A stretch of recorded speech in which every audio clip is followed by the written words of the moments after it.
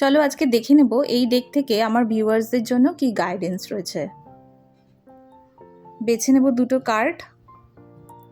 প্রথমে নিয়ে নিচ্ছি এই কার্ডটা এবং আরেকটা কার্ড নেব।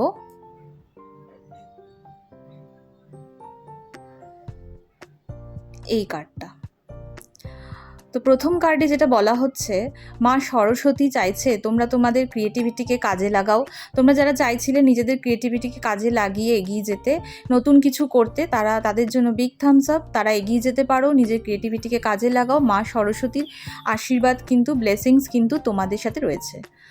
এরপরে আসছি নেক্সট কার্ডে।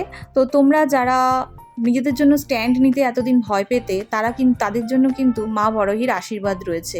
মা বড়হি বলছেন তোমরা নিজেদের স্ট্যান্ড নাও, তোমরা নিতে পারবে, কেন কি মা তোমাদেরকে প্রোটেক্ট করছে, মা সবসময় তোমাদের সাথে রয়েছে।